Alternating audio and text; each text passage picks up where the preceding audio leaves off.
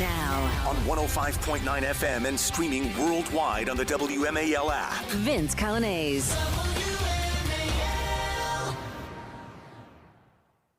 Good afternoon to you.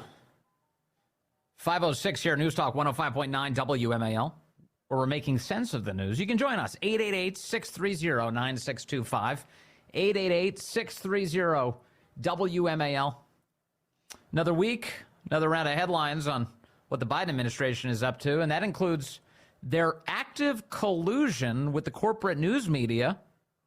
For more on that, I want to bring in the excellent Eddie Scarry, a columnist over at the Federalist, the author of Liberal Misery, How the Hateful Left Sucks Joy Out of Everything and Everyone. Eddie, good to have you with us, sir. Hi, Vince. Happy New Year. Happy New Year to you. So what are the media doing right now as Joe Biden tries to get reelected?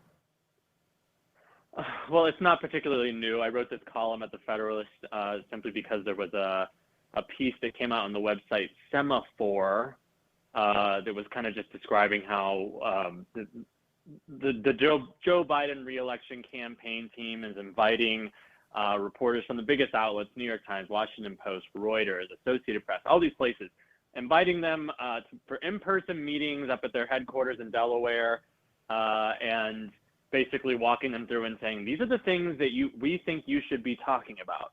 These are the things that you should be emphasizing when it comes to covering President Trump or former President Trump. These are the things you're doing that we think are wrong.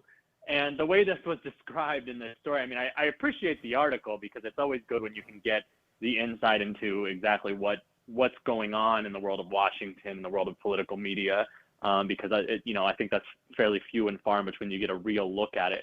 But the way this article kind of framed it is as if like these are just briefings with reporters, because we'll tell your audience, like, yes, people, newsmakers, politicians, influential people, they have meetings, whether it's with conservative media. I went to one recently with Jim Jordan where they were talking about incoming potential impeachment charges of the president. You know, you go to these things and they do give you information and it's meant to inform your coverage. But this is not what goes on the Democrat side at all. No, what they do on the Democrat side is you have the campaign of Democrat X says, this is the message we're trying to push. Let's get the word out to our friends in the media. And when I say friends, I mean literal friends. You know how this works, Vince. They are actually friends. They go to the same places. They know each other. Their kids are friends. And they say, this is what you should be talking about. This is the line that's coming that we're about to start pushing. And then you start seeing it, boom, boom, boom. I cite multiple headlines and multiple examples of the most probably recent noticeable one, which was it was very weird. I started seeing once again just this new round of Trump is Hitler, Trump is rhetoric that's echoing fascist, and Mussolini. Trump is Hitler. He sounds like Hitler. And I was like, that's weird. But then of course the Biden campaign can't help itself. They then go run and tell Politico, the website Politico, and say, oh yeah, that was us. We've been pushing that. We're pushing that message. So, to describe this as, these are briefings with reporters and we're letting them know, no, what they do is they come up with the campaign says, this is the ideal we want to push. This is what you should be doing. And by God, if you don't see the media do it. Yeah. Like, I would think you would have a sense of embarrassment about being spun so obviously. It's like maybe hesitate and say, I know what your motives are. You want me to present this to the public in a distorted way. And if you had any sense of honor, you wouldn't do that. But that's not what's happening here, is it? No, absolutely not. And this goes back to the very beginning. I mean, I think that this has always kind of been the case, but you really just see it the way it is. So naked. I mean, I remember in the early Trump, with Biden coming into office, there was one particular reporter at CNN who you could count on. You always knew you could count on this person who basically, and you knew who it was. It was the White House chief of staff, the Zeitz guy. He would call her, tell her this is the I think the reporter I'm talking about is MJ Lee at CNN. They would say, this is what's going on with the vaccine. It was basically just expectation setting because, Biden comes in, he says he's going to shut down the virus, actually has absolutely no way of doing that. It's impossible to shut down an airborne, easily contracted, very highly contagious virus. But he said he was going to do it, and so to excuse themselves from that, you had the White House chief of staff calling this one particular CNN reporter and saying, well, we don't have a stockpile of vaccine, so maybe go out, maybe say that. Oh, by the way, we're here to meet the moment. It was like, and she would go on TV and say that exact thing. It was so obvious, and you're right. It should be really embarrassing, but no, they're not embarrassed, because you know what happens? They then say, well, we're going to give you, if you can do this, we're going to trade you. You'll get a sit down with the president. If you do it over here at Reuters or wherever, you're going to get a sit down with Kamala. Or which cabinet secretary would you like to talk with? That's the trade-off, and it's very, very gross. It's access journalism, and so as a result, you get a lot of spin in the hopes that, oh, we'll get the big interview, and then when you get the big interview, it's just fluff. It's like crazy. It doesn't actually help anybody, unfortunately. And you're right about, like, the Trump is Hitler comparison is perfect. So the media spend a bunch of time saying Trump is Hitler, and then Biden literally campaigns on that talking point. On Friday, when he gave his big speech in Valley Forge, he was comparing Trump to Hitler and saying this is like Nazi Germany. So they're all very much working hand in glove with the press. Yeah, it's a complete circular effect that you have. And I guess that it really doesn't matter, like, who it initiates with. You're going to get the same effect. It's just really wild that you can count on it. If Biden's going to say something, if the Biden team is going to let them know that this is where we're going, you will see the op-ed pages at the New York Times, and not even the op-ed pages. I think that this is what's been the weirdest thing in the post 2016 years, is that it has completely bled over into the main pages, like the news pages. The Associated Press will say something like, Trump with remarks at a campaign echoing Hitler-esque rhetoric, that kind of thing. It's like, what? How did this go from being in the most hysterical Paul Krugman type take in the New York Times, and that now we're seeing it in the Associated Press? No question, and you're right. It has transformed. They're unflinchingly left wing now. For instance, remember that Associated Press story from about a week ago or so, where they were defending Claudine Gay's plagiarism. They did a whole article about how the real bad guys in the Harvard saga are the conservatives who noticed that Claudine Gay had plagiarized. And that's become par for the course. Weaponizing. Yeah, and it's a major wire service. The AP, when I was coming up, it was supposed to be the most neutral, sort of generally believable news outlet. Now they've abandoned their journalistic obligations and instead thrown in with the most unpopular president of our lifetime. Oh yeah, and it's kind of, I think the last place where this has not been touched is C-SPAN. I can't believe C-SPAN hasn't now come out with declarations about we cannot ever cover Trump live.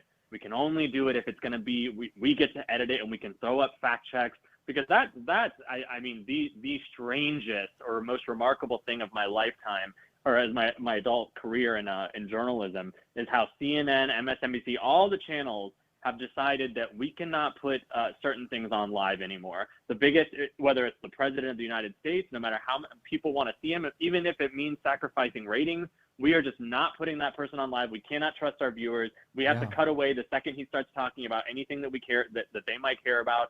That's just that's been a really, I think, understated evolution in the media. It's pretty shocking. Definitely, and what they've done is it's all kind of a product of their own coverage, because in 2016 they can't get enough of Trump. They're covering, literally pointing cameras at an empty lectern in anticipation of Trump's remarks, thinking that he was a clown, he was going to lose, and it's hilarious just to see what he's saying.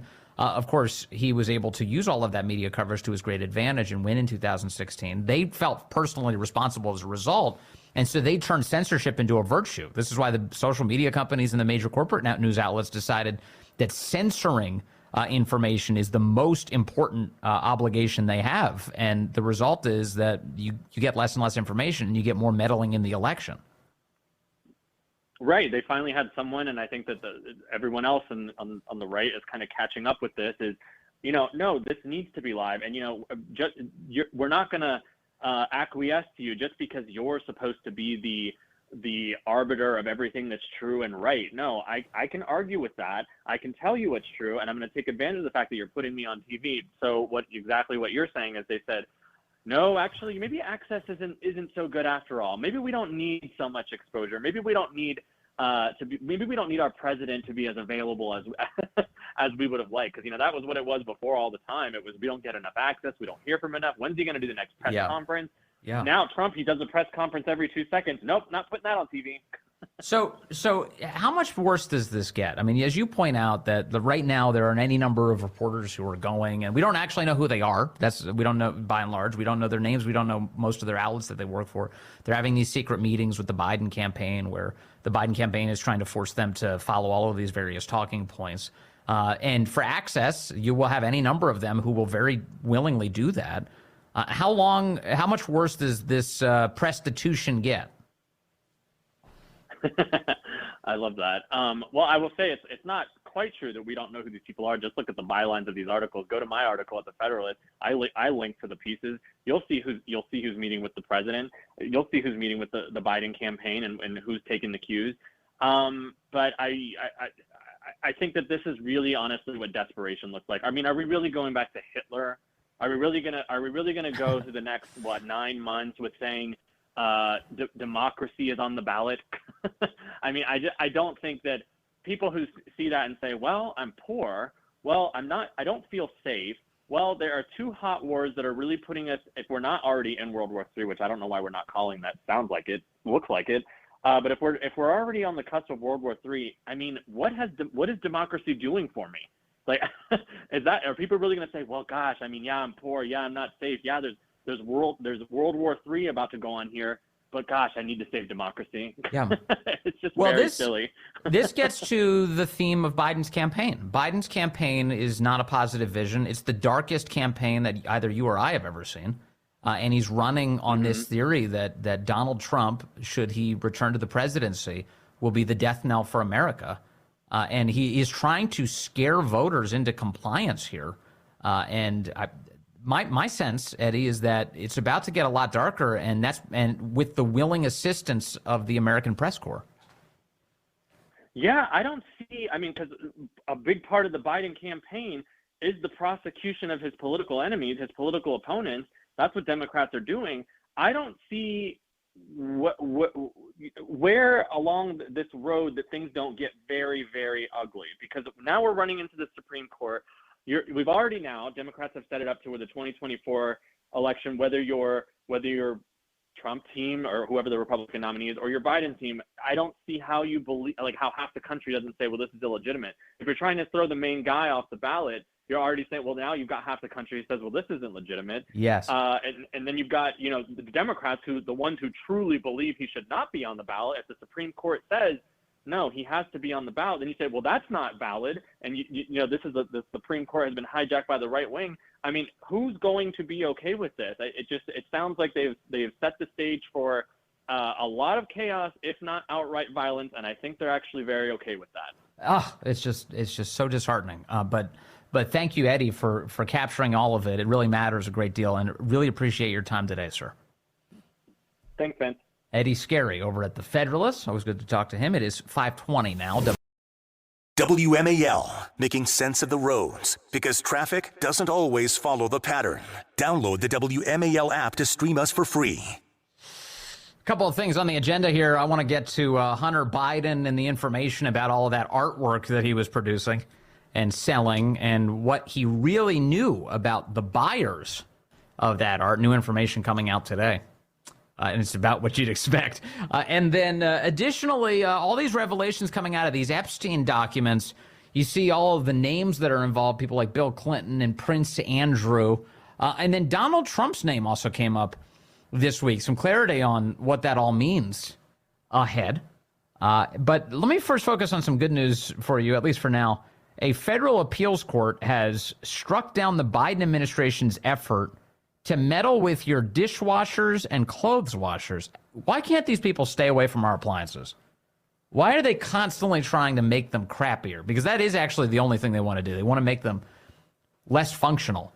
The U.S. Fifth Circuit Court of Appeals, the Daily Caller reports today, issued an opinion in a legal battle between 11 red states and the federal government over the Department of Energy's efforts to impose energy and water efficiency standards for dishwashers and clothes washers, that asserted it is, quote, unclear that the Department of Energy has statutory authority to regulate water use in dishwashers and clothes washers. The Biden administration has attempted to push new standards for both appliances since they came into office in 2021, all part of a wider push to nudge the market towards more energy-efficient appliances, which in some cases are generally less effective than their other models, the court asserted in its opinion. The court says, these dishwashers aren't washing the dishes. Why are you doing this to people?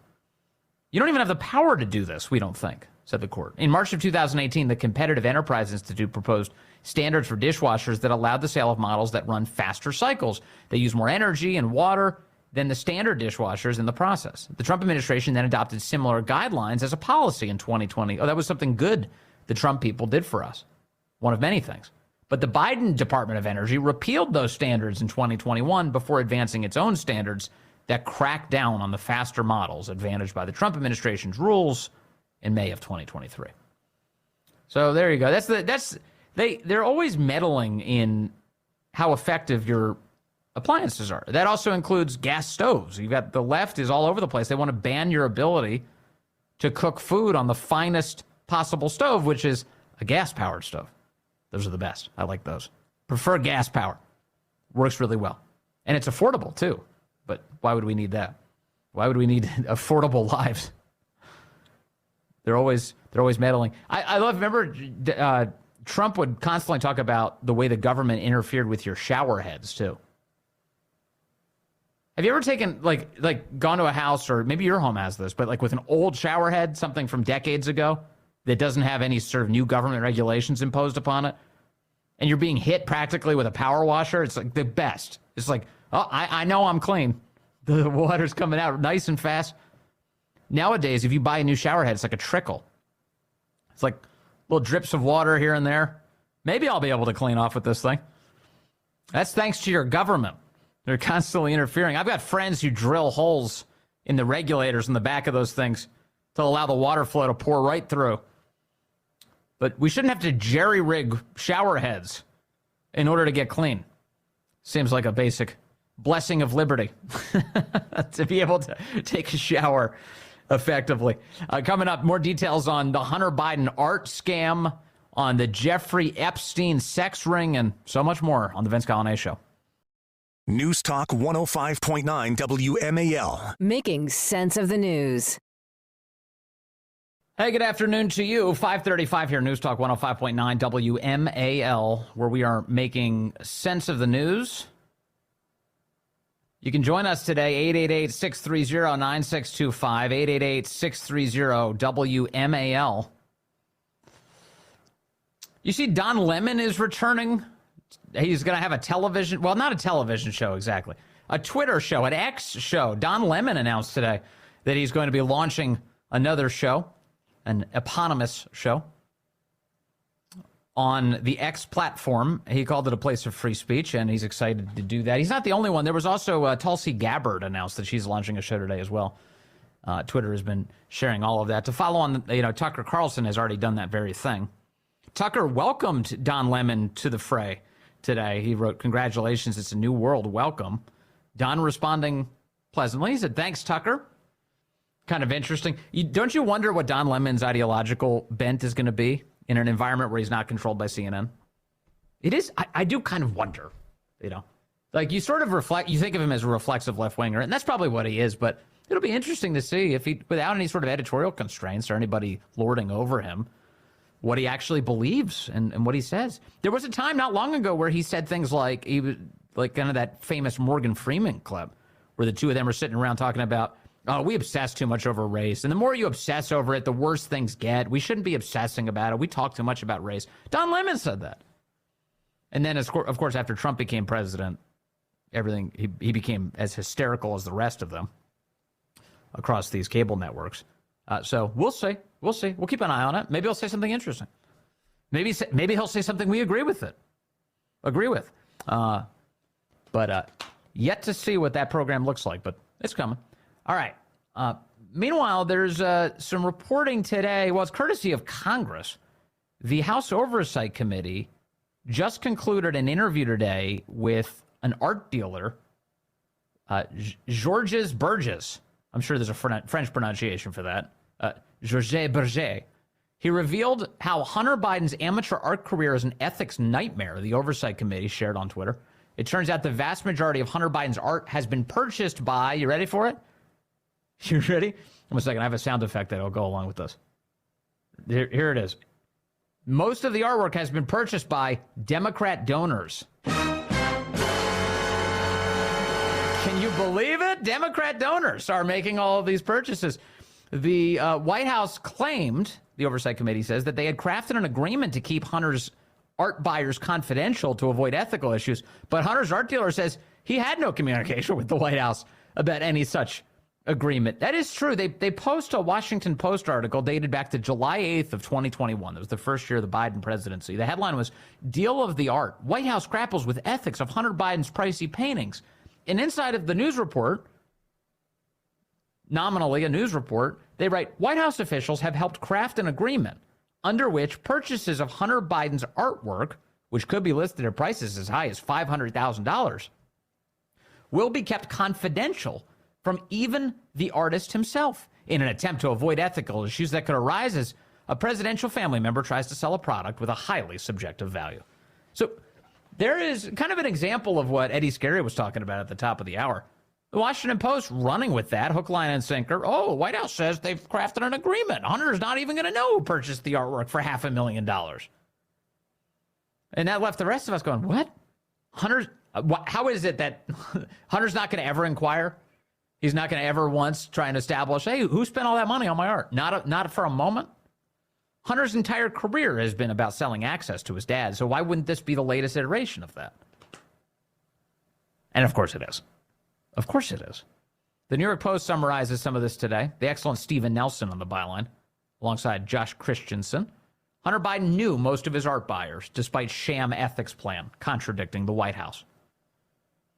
Dateline Washington, First Son Hunter Biden's Manhattan art dealer shared details Tuesday about purchasers of the First Son's novice works, while contradicting the White House's claim that officials brokered an ethics arrangement to keep buyers' identities anonymous to prevent corruption. Georges Berger said that Hunter, 53, actually knew who bought about 70% of his art, including Elizabeth Hirsch Naftali, whom the dealer revealed purchased works by the First Son both before and after she scored a prestigious appointment from President Biden. Hirsch Naftali, who scored repeated visits to the White House during the time frame in question, inked a $42,000 sale in February of 2021. Okay, just to remind people, Biden took office in January of 2021. So by February, Hunter Biden was selling access to his dad in the form of artwork. Hirsch Naftali bought artwork for $42,000 from Hunter in February of 2021, before her appointment that July by Joe Biden to the Commission for the Preservation of America's Heritage Abroad. This is just one of these presidential commissions, and she gets put on it. And then she gave another $52,000 to the Biden family in December of 2022. Berger also confirmed that the First Son was aware that Hollywood lawyer Kevin Morris, who met Hunter at a political fundraiser in December of 2019, before bankrolling his tax payments and living expenses, was his top patron. This is so fascinating. Kevin Morris bought $875,000 worth of Hunter's art in a January 2023 deal. Hold on a second. So, Kevin Morris, we've heard his name a lot. He swoops in December of 2019. So this is just before the 2020 election, in the midst of it. He swoops in December of 2019, and Hunter Biden's got a big problem on his hands. He owes a lot of money in taxes. And this rich guy, big-time lefty, decides he's going to clean all this up. Now he's friends with Hunter Biden. He just, all of a sudden, he meets Hunter in December of 2019. What timing? And the two of them are just buddies now, and he keeps sending all of this money to pay off all of Hunter's bills, including his back taxes. He's paying to fly him private to and from his paternity hearings in Arkansas. He's paying for everything. And then when the Bidens are called on it, they say, oh, it's a loan. Kevin's been loaning it to Hunter. Loaning it? Do you have documents for all of this? It's interesting how often these things are loans.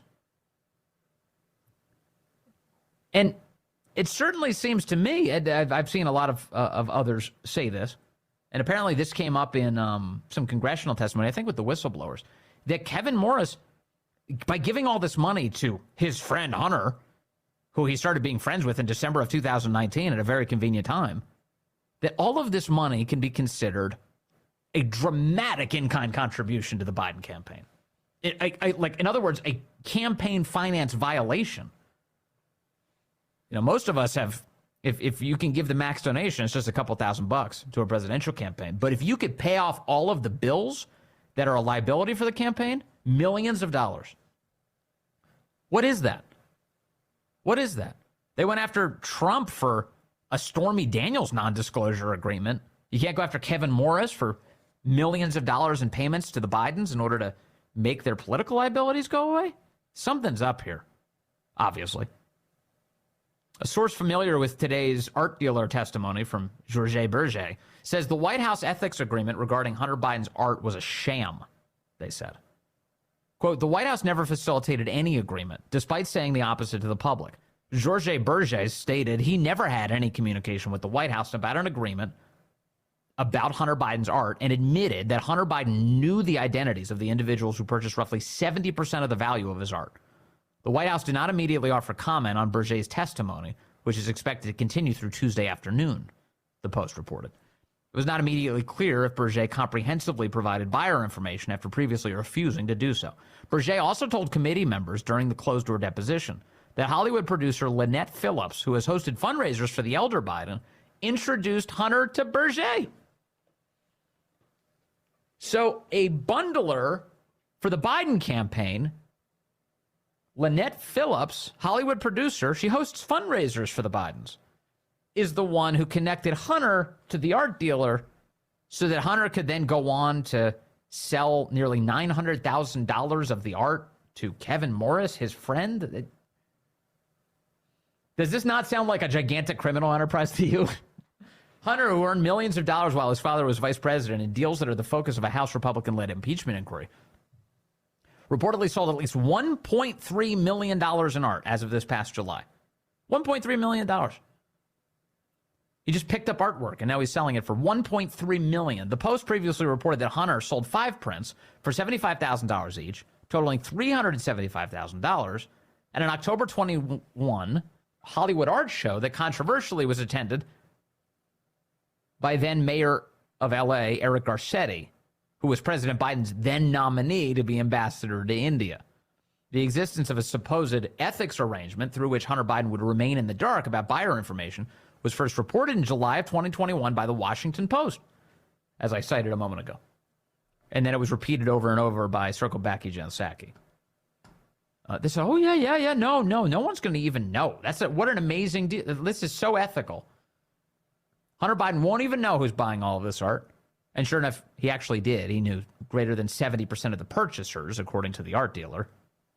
And among those purchasers were this guy, Kevin Morris, of course, and also a woman, Elizabeth Hirsch-Naftali, who ended up scoring a prestigious appointment from Joe Biden immediately after buying Hunter's artwork for $42,000 in February of 2021. So that's what's actually going on with them. So interesting, and this is all part of the impeachment inquiry into Joe Biden that's continuing in the Congress as Hunter Biden's art dealer testifies today. So that's actually pretty good stuff. That's some good information that the Republicans got a hold of today. And this art dealer, I don't think he wants the heat. I think he's just like, I'm going to tell him everything I could possibly tell him. I just want to get this out of my life. So that's what's happening today. Meanwhile, I've got some Jeffrey Epstein news for you today as well. Epstein, first of all, there's a bunch of stuff coming out. These documents, these deposition documents just keep getting released each day. And one thing is they're trying to get so much stuff out, they accidentally released some photos this week. A federal judge by the name of Loretta Preska with the Southern District of New York had to retract a bunch of photos that were released this week of Jeffrey Epstein and Ghislaine Maxwell, who is the woman who handled all of his business, apparently, alongside very young girls and women on his infamous Caribbean island. They were in the effort to release as much as they could. They apparently had accidentally released, inadvertently disclosed images that the judge says should have been redacted. And so now they're out there. Once you do that, they're out there. And the images are of these young women, including one I can't tell her age, but she's a woman, young woman, wearing a towel wrapped around her on Epstein's island. And they're all like, in various photos with all of them. No sex acts or anything inside of these images. But they're clearly there, these various young girls and women seen in the photos smiling and hugging each other while looking at the camera. They are hanging out near the fountains and the palm trees of Jeffrey Epstein's island. A driver for the deceased pedophile has revealed that he was being paid $200 per girl to drop them off at Epstein's mansion. The guy's name is Tony Ferguson. He claimed in a 2016 deposition that Epstein had paid him $200 a girl and then asked him to help recruit more girls to come to Epstein's estate. Quote, pretty much I got some of my friends that I knew because Virginia, that is one of the accusers, was looking for other girls to go over there because Jeffrey was giving $200 apiece for everyone that we brought over. He handed me $200 for every girl that I walked in that door, whether they did stuff with him or not, Ferguson added. The New York Post was the first to report on that deposition. I'm reading from my colleagues at the Daily Caller here. Also, there were a number of accusations that kind of splashed around the internet yesterday, and they involved the names Bill Clinton, Donald Trump, Prince Andrew, and Richard Branson. Now, this is kind of interesting because the first thing I saw yesterday on this subject did not include Trump. It was about Bill Clinton, Prince Andrew, and Richard Branson. And the allegation was that there are tapes of them all engaged in sex acts. That was the salacious element of the deposition that went live.